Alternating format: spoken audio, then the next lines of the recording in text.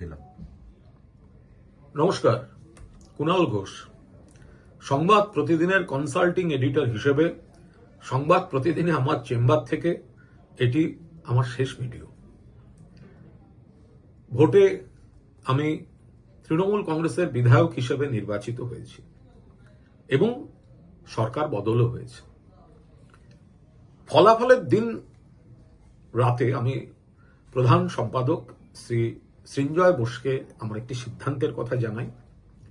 সেটি হচ্ছে যে যেহেতু এখন নতুন সরকার রাজ্যে চালাবে, সে ভোট বিতর্ক গণনা আমি এসবের মধ্যে ঢুকছি না, এবং আমি কাগজের কনসাল্টিং এডিটর, আমি আরেকটি পার্টির যারা এখন বিরোধী হবে তাদের বিধায়ক হিসাবে আমি নির্বাচিত। ফলে এটা একটা অভ্যন্তরীণ সংঘাতমূলক জায়গা। যারা নতুন সরকারে এসেছেন তারা পছন্দ করবেন না যে একটি কাগজের কনসাল্টিং এডিটর বিরোধী দলের একজন বিধায়ক। আবার যে কাগজটা খবর ইত্যাদি এখন সরকার সিদ্ধান্ত এখন যেটা করতে হবে, সেটা আবার আমি একজন সম্পাদক হিসেবে বিরোধী বিধায়ক হিসেবে, এই জায়গাটা একটা একটা একটা একটু সংঘাতমূলক বিষয়। তো সেই জায়গায় আমি এই জটিলতাটা কাটাবার জন্য আমার দল, আমি বিধায়ক যে দলের, আমি তাদেরও খবর করতে পারবো কি পারবো না, হয়তো তারা ভাববেন যে আমাদের একজন বিধায়ক সম্পাদক, ফলে সব বড় বড় করে সেগুলো সব প্রকাশিত হবে, সেটা আমি পেরে উঠবো না। ফলে আমি এই দায়িত্ব থেকে, অর্থাৎ এই কনসাল্টিং এডিটর দায়িত্ব থেকে আমি অব্যাহতি নেব। আমি সেদিনকে জানাই যে আমি এখানে যেদিন আমার শপথ হবে বিধায়ক হিসেবে, তার আগে আমি এই দায়িত্ব থেকে অব্যাহতি আমি নিয়ে নেব। আমি আজকে শপথের দিনক্ষণের কর্মসূচির পেয়েছি, সেই কারণে আমি আজ এই কনসাল্টিং এডিটর দায়িত্ব থেকে অব্যাহতি নিচ্ছি। এবং আমি কৃতজ্ঞ। আমি টুটুদা খুব অসুস্থ, টুটুদাকে আমি দ্রুত আরোগ্য কামনা করি। সৃঞ্জয় বোস বা যারা আমাকে এই আবার প্রতিদিনে আসতে খুব সহযোগিতা করেছিলেন, সৌমিক বোস, দেবাশিস দত্ত এবং অবশ্যই সৃঞ্জয় বোস, পরবর্তীকালে অরিঞ্জয় বোস, আমি বোস পরিবারের কাছে আমার কৃতজ্ঞতা জানালাম। এই প্রতিদিনের সঙ্গে আমার 92 সাল থেকে সম্পর্ক, কাগজ বেরোবার আগে থেকে। আমি এখানকার ট্রেনিং জার্নালিস্ট থেকে শুরু করে 11টি পদে কাজ করেছি। ধীরে ধীরে ধীরে ধীরে পারফর্ম করে উন্নতি। আমি 3 বার ছেড়ে গেছি, আমি 4 বার ফিরে এসেছি। প্রতিদিন আমার রক্তে আছে। সাংবাদিকতায় কখনো আপোষ করিনি। কাগজ, সব কাগজেরই লাইন থাকে, আমার সমস্ত রিপোর্টাররাও জানে। বলা ছিল যা খবর যাবে নিশ্চয়ই লাইন মেনে যাবে, কিন্তু এখন এটা সব কাগজের লুকোনোর কোনো ব্যাপার নেই। ফলে এই মুহূর্তে আমি তৃণমূল কংগ্রেসের বিধায়ক। এখন সেই জায়গায় দাঁড়িয়ে আমি এই কাগজের কনসাল্টিং এডিটর। তো ফলে রাজ্যে যারা নতুন ক্ষমতা এসছেন তারা প্রতিদিনের উপর একটু রেগে থাকবেন, আর রেগে থাকলে তো কাগজের নানা রকম সমস্যা হয়, এগুলো আর আমাকে ভিডিওয়ে বলাবেন না। তো ফলে আমি সেই জায়গায় নিশ্চিতভাবে নিজে কোনো বাধা হয়ে থাকতে চাই না। ফলে আমি সানন্দে স্বতঃস্ফূর্তভাবে আমি আমার বুঝেছি, রেজাল্ট বেরোনোর পরেই আমি পরিস্থিতি বুঝেছি, সেই কারণেই আমার সম্পাদককে সেদিন জানিয়ে দিয়েছিলাম। আজ আমি আমার এই কনসাল্টিং এডিটর থেকে অব্যাহতি নেওয়ার বিষয়টি আমি আমার প্রধান সম্পাদককে জানিয়ে দিয়েছি। নিশ্চিতভাবে প্রতিদিনের গোটা পরিবার এবং ম্যানেজমেন্ট যে যেখানে জড়িত, আবার পথ চলা সবই থাকবে, আর বাকিটা সময়ের সঙ্গে সঙ্গে দেখা যাবে। শুনো, আমি এইটুকু বলে রাখি, কনসাল্টিং এডিটর হিসেবে আমি আজ আমার চেম্বার থেকে কনসাল্টিং এডিটর হিসেবে বেলেঘাটা থেকে নির্বাচিত বিধায়ক, তৃণমূল বিধায়ক শেষ ভিডিওটি করল। বাকিটা পরে।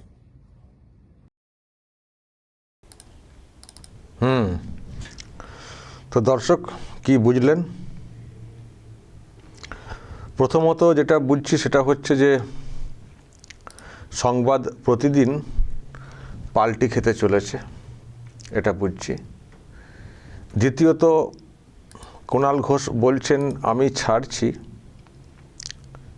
ছাড়ছি যেহেতু আমি টিএমসির এমএলএ, কী করে থাকি, সরকার উল্টে গেছে, এদের সমস্যা আমার সমস্যা ইত্যাদি। কিন্তু আমার কোথাও মনে হচ্ছে যে প্রতিদিন ছাড়তে বলেছে, সে পোলাইটলি বলুক আর জোর করে বলুক, প্রতিদিন ছাড়তে বলেছে, এটাও বুঝছে। মানে প্রতিদিন এই যে সংস্থা, এখান থেকে কুণাল ঘোষের চাকরি গেল। দেখুন, চাকরি গেল এই জন্যই বলছি, এটা মনে হচ্ছে বিধায়ক হলে কি থাকা যাবে না? উনি সাংবাদিক ছিলেন, তখন সামলেছেন সাংবাদিক, প্রতিদিন, চ্যানেল 10 আমার মনে আছে। তাহলে বিধায়ক সাংবাদিক কেন থাকা যাবে না? তার মানে হাউস ভাবছে যে শাসক ঘনিষ্ঠ হয়ে উঠবে, সরকার ঘনিষ্ঠ হয়ে উঠবে, ফলে কুণাল ঘোষকে রাখলে তো হবে না। কুণাল ঘোষকে রাখলে শাসকের সুনজরে আসতে পারবো না, এই একটা আশঙ্কা হয়তো আছে হাউসের প্রতিদিন। তার মানে ওরা উল্টাতে চাইছে, আর উল্টাতে গেলে সমস্যা হবে কুণাল ঘোষকে রাখলে, সুতরাং কুণাল ঘোষকে সরে যেতে বলা হয়েছে। উনি এখন বলছেন আমি সরে যাচ্ছি, যেহেতু আমি নীতিগত বিরোধ, অভ্যন্তরীণ বিরোধ বুঝছি, সরে যাচ্ছি। এটা ওনার ব্যাখ্যা। কিন্তু আমার কথা মনে হচ্ছে ওনাকে সরতে বলা হয়েছে, আর প্রতিদিন পাল্টি খেতে চলেছে। যে প্রতিদিন মমতা বন্দ্যোপাধ্যায়কে একতরফা প্রচার দিয়ে এলো, একতরফা শাসকের সুযোগ সুবিধা নিয়ে এলো, এখন ফের নতুন সরকারের সুযোগ সুবিধার কথা মাথায় রেখে হয়তো পাল্টি খেতে চলেছে। এর আগে একটা খবর দেখছিলাম কেন, আমি নিজেও করেছি খবরটা। নিউজ 18 বাংলা, যার দায়িত্বে ছিলেন একজন সাংবাদিক বিশ্ব মজুমদার, যিনি মমতা ব্যানার্জির ছায়াসঙ্গী। যেখানেই মমতা ব্যানার্জি সেখানেই উনি থাকতেন। সে মানে প্রশাসনিক বৈঠক হোক, আর বিদেশ যাত্রা হোক, বা দেশের অভ্যন্তরে কোনো যাত্রা হোক, কোনো যাতায়াত হোক, সব সময় ছায়াসঙ্গী। তিনিও দেখলাম রিজাইন করেছেন, খবর এলো তিনিও রিজাইন করেছেন নিউজ 18 বাংলা থেকে। আমি শুনছি আরও কিছু মিডিয়া হাউসে এরকম পতন ঘটছে, মানে সরতে বলা হয়েছে বা সরে যাচ্ছেনটা আমি ওটা অতটা মনে করি না। কেন থাকবেন না? থাকার সুযোগ দিলে থাকবেন না? কুণাল ঘোষকে যদি হাউস বলতো না আপনি থাকুন, উনি থাকতেন নাকি? ওনার কথা শুনে কি মনে হলো? উনি বললেন যেটা আমি থাকলে যে সমস্যাগুলো হয় সেটার এখানে বলছি না। তার মানে হাউসেরও চাপ আছে কোথাও, ওই কথাটাতে হাউসেরও কোথাও একটা চাপ আছে যে আমি থাকলে ওদের অসুবিধা হবে, সুতরাং বাবা কেটে পড়ো, আমরা আমাদের মতো করে চলবো। তো এইরকম তো আমি শুনছি আরও কিছু মিডিয়া হাউস। আসলে এই সমস্যাটা কেন হয়? এইসব হাউসগুলোর এইরকম মানে কাউকে সরিয়ে দেওয়া, এটা কেন হয়? এই জন্যই হয় কারণ এইসব হাউসগুলো একতরফা সরকারি সুযোগ পাওয়ার জন্য কাজ করে গেছে, সেই মতো খবর করেছে। কখনো বিরোধী আসনে যে আমরা একটু লড়বো ভালো করে, সেটা করেনি এই সরকারের আমলে। তারা সরকার নির্ভর হয়ে গেছে। সরকার নির্ভর হলে আর একটা সমস্যা, সরকারি খবর কিন্তু খুব একটা চলে না বাজারে, সে হাউসেরও মিডিয়ারও কিন্তু খুব একটা গুরুত্ব থাকে না। তো তারা বিজ্ঞাপন নির্ভর হয়ে যায়, সরকারি বিজ্ঞাপন নির্ভর হয়ে যায়। তো এখন এক তো ওরা ভাবছে যে বিরোধীদের তো এই হাল টিএমসির, আর আমরা তো এরকম অবস্থায় চলে এসছি, ফলে বিজ্ঞাপন নিতে হবে, না হলে চলবে কি করে? আমার মনে হয় সেই জন্যে রাস্তাটা পরিষ্কার করে ডিগবাজি খাওয়ার জন্য চেষ্টা করছে প্রতিদিন।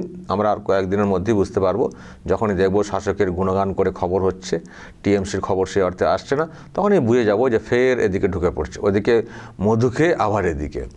তবে হবে প্রতিদিনের যা চালচলন, এটা আমরা পরিষ্কার বুঝতে পারছি। এরপর দেখবেন আরও কিছু পত্রিকা, তার মধ্যে আজকালকে দেখবেন এও পাল্টি খাবে। পাল্টি কি খেয়ে গেছে অলরেডি? আমি লক্ষ্য করিনি। আরও কিছু পত্রিকা দেখবেন তারাও পাল্টি খাবে, পাল্টিকে এতে ঢুকবে। তো এতে করে যেটা হয়, দেখুন আমরা তো সোশ্যাল মিডিয়ায় কাজ করছি, আমরা একটা অন্য ভাবনা থেকে কাজ করেছি। আমরা ডাইরেক্ট বলেছি পরিবর্তন। শুধু আমি যে খবর করছি কিছু করছি সেটা না, আমি ডাইরেক্ট ঘোষণা করে দিয়েছিলাম যে আমরা পরিবর্তনপন্থী, পরিবর্তন চাই বাংলার জন্যে। কিন্তু আমরা এই না যে আমরা বিজেপি হয়ে গেছি। এখনও বলছি বিজেপি ক্ষমতায় চলে এসেছে, আমি কখনো বলি না, দাবি করিনি যে আমি বিজেপি। পরিবর্তনের জন্য করেছিলাম। বিজেপি তাতে খানিকটা সুবিধা নিয়ে, মানে আমার খবরে তাদের হয়তো খানিকটা হতে পারে সুবিধা পরিবর্তনের জন্য, কিন্তু আমি বিজেপির কথা মাথায় রেখে করেছি এটা আমি কখনো বলিনি, বলবো না। পরিবর্তন চেয়েছিলাম, সরকার একটা এসছে, সরকার কাজ করবে, আমরা চাই সরকার কাজ করুক, আর আমরা যেগুলো নিয়ে এতদিন ধরে আওয়াজ তুলছিলাম সেইগুলো মানে পূরণ হচ্ছে কি হচ্ছে না সেগুলো দেখব। আমরা এই মুহূর্তে সরকারের চোখ হিসেবে থাকতে চাই, যে যেগুলো সরকারের নজরে আসছে না, যেগুলো প্রয়োজন উন্নতির জন্য, সেগুলো সরকারকে দেখাবো। কারণ যে সরকারটা ছিল তাতে কাজ হচ্ছিল না বলেই তো পরিবর্তন এনে নতুন সরকারটা আমরা করতে চেয়েছি। তো নতুন সরকার যখন হয়ে গেছে, এবার সরকার দিয়ে কাজটা তো করা দেবে। সরকার গঠন হয়ে গেলে কি কাজ শেষ হয়ে গেল? সরকার তো সরকার হলো, কিন্তু কাজগুলো হচ্ছে কি না, আসল পরিবর্তন যেগুলো সেগুলো হচ্ছে কিনা সেগুলো দেখবো না। তো আগে তো সেগুলো দেখবো, সেগুলোকে করানোর জন্য বলবো, একাধিকবার বলবো, আশা করি করবে। না করলে মানুষেরও তো মত পাল্টাবে না। তো সুতরাং এই হচ্ছে ব্যাপার। তার সরকার গঠিত হয়েছে, এটা আমরা এক ভাবনা থেকে এসেছি। আমরা কোনো মিডিয়া হাউস না সেই অর্থে। হাউস কি, আমরা একটা প্ল্যাটফর্মে ইউটিউবে কাজ করি একটা ভাবনা থেকে। কিন্তু আমরা চাই যারা মিডিয়া হাউস তারা ঠিকঠাকভাবে চলুক, মেইন স্ট্রিম মিডিয়া তারা ঠিকঠাকভাবে চলুক, খবরগুলো ঠিকঠাকভাবে দেখাক। এই প্রতিদিন বা এইসব এগুলো মনে আছে আপনাদের 21-এর ভোটের পরে যে ভোট পরবর্তী হিংসা হয়েছিল, কোনো খবর ছাপতো না। তখন আমরা এগুলোকে তুলে ধরতাম, আমরা শিকারও হয়েছি নানানভাবে। তো যাই হোক, এখন সেই জন্যই মিডিয়া হাউসগুলোর গুরুত্ব অনেকটা কমে গেছে। বরং দেখছি সোশ্যাল মিডিয়া থেকে মানুষের ঝোঁক বেড়েছে, যে এরা ডাইরেক্ট বলে দেয়, ওদেরকে হিসেব কষে বলতে হয় কোনটা বললে বিজ্ঞাপন আসবে, কোনটা বললে বিজ্ঞাপন আসবে না। বিজ্ঞাপনটা প্রথম, খবরটা দ্বিতীয়, পজিশন অনুযায়ী। বিজ্ঞাপনটা প্রথম, বিজ্ঞাপন মাথায় রেখে খবর, বিজ্ঞাপন মাথায় রেখে হাউস পলিসি। এটা অধিকাংশ মিডিয়া করছে। অধিকাংশ না বলে একটা বড় অংশের মিডিয়া, আবার একটা অংশ নিশ্চয়ই ভালো থাকার চেষ্টা করছে। ভালো থাকতে গেলে একটু যন্ত্রণা ভোগ করতে হবে। ভালো থাকতে গেলে মানে ভালো থাকতে বলতে ভালো মিডিয়া থাকতে গেলে, হাউস থাকতে গেলে একটু যন্ত্রণা ভোগ করতে হবে। ভালো মিডিয়া হাউস বা টিআরপিওয়ালা মানুষ পছন্দ করবেন, এটা করতে গেলে বা মানুষের কথা তুলে ধরতে যাওয়া সঠিকভাবে একটু নির্যাতনের শিকার হতে হবে। কিন্তু সেই কাজে মজা আছে। এই যে আমরা এত নির্যাতন শিকার করেছি, মানে আমি একজন মানে অ্যাক্টিভিস্টই বলি নিজেকে, পরিবর্তনের জন্য যে কাজটা করেছি, অনেক তো নির্যাতনের শিকার হতে হয়েছে। 30টার বেশি কেস হয়েছে আমার নামে ইত্যাদি, কিন্তু মজাও হয়। এই যে এত কষ্ট এত করে যখন কোনো খবর করি, সেই খবরে কেস হয়, সেই কেসকে নিয়েও খবর করি, মজাও লাগে, ভালো লাগে। আপনারা অনেকে ভালোবাসেন, বলেন, প্রশংসা করেন, একটু উৎসাহ দেন, দাদা আপনি লড়ছেন, মজাও লাগে। তাহলে সবটাই বিজ্ঞাপন, টাকা পয়সাটা সেটা বড় কথা না, তাই না? খবরের যারা মিডিয়া জগতের লোক হয় না, তাদের খবরেরটা বিরাট ব্যাপার। এই যে আমি এত কাজ করি, অনেকে বলেন ও আপনি ভালো তো কামাচ্ছেন ইউটিউবে। আমি কিন্তু কামানোটা কত টাকা আসছে ওদিকে তাকাই না, হ্যাঁ ভিউ কত হচ্ছে সেটা আমরা দেখবই, ভিউ আর যে টাকা কত সেদিকে তাকাই না, ও যা আসে যা ভালোই আসে চলে যায়। কিন্তু আমি ওই জন্য কিন্তু খবর করিনি, ভিডিও করি না দিনে 4টে 5টা 6টা। কেউ ভাববেন যে ও ইনকামের জন্য এত কাজ করছেন, একজন ইউটিউবার দিনে 5টা 6টা 7টা, আর আমি ভোটের সময় 10টা করেও ভিডিও দিয়েছি কয়েকদিন। কিন্তু এটা কিন্তু ওর জন্য না, আমি ভোটের সময় এগুলো করেছি পরিবর্তনের জন্য, যে ভিডিওগুলো দরকার মানুষের কাছে জনমত তৈরি করার ক্ষেত্রে সেগুলো করেছি। এটা হচ্ছে আমার খবরের তাগিদ, এটা আমার নেশা। আমি 21 বছর বয়স থেকে মিডিয়াতে আছি, তো আমি 24 ঘন্টা কাজ করলেও আমার কোনো বোর লাগে না। এই যে ধরুন রেজাল্ট আউট হয়েছে, অনেক হয়তো ঘুরতে চলে গেছেন, হ্যাঁ একটা রেস্ট নিই, অনেকদিন হলো অমক তমক হলো। আমার এখনও ছেদ আছে, যদিও আমার একটু যাবার ইচ্ছা আছে পরিবারের জন্য, কিন্তু ছেদ আছে কি, সকাল থেকে সন্ধ্যে বসেই আছি, কাজ করছি। এটা আমার কাছে একটা বিরাট মানে জব স্যাটিসফ্যাকশন বলে একটা কথা আছে না, এটা আমার নেশা, পেশাও না, নেশা। আমি ভিডিও করি, আমি খবরের জন্য কাজ করি, আমি টাকার জন্য করি না। যাই হোক, বিষয়টা হচ্ছে এটা একটা আলাদা মজা আছে, বুঝলেন তো। তো এখন দেখতে পাচ্ছি অনেকে চেঞ্জ হচ্ছে, অনেকে মিডিয়া হাউস চেঞ্জ হয়ে যাবে কিছুদিনের মধ্যে, সব পলিসি চেঞ্জ, সব সরকার পক্ষের দিকে চলে আসবে। আবার যারা সব বিজনেসম্যান তারাও দেখবেন সব পাল্টি খাবেন, সব এখনই সরকার করে একটা প্রোগ্রাম করুক না, একটা ইনভাইট করুক না, একেবারে ল্যাংল্যাং করে সবাই চলে যাবেন। এই হচ্ছেন বিজনেসম্যানরা আর ধান্দাবাজ পলিটিশিয়ানদের অবস্থা। আর সেই সঙ্গে মিডিয়া হাউস তখন বিজনেস পর্যায়ে পড়ে, ফলে তারাও একটা অংশ এইভাবে এগোচ্ছে। যাই হোক, এই খবরটা দেখতে পেলাম, চালালাম আপনাদের সামনে, যে বিশ্ব মজুমদারের পর আরও এক উইকেটের পতন যদি বলি মিডিয়া জগতে, কুণাল ঘোষ। উনিও হাউস ছেড়েছেন, ওনার বক্তব্য উনি ছাড়ছেন, কিন্তু আমাদের ধারণা ছাড়তে বলা হয়েছে। দর্শক বলবেন যা বলার, এবং নজর রাখবেন আরামবাগ টিভিতে।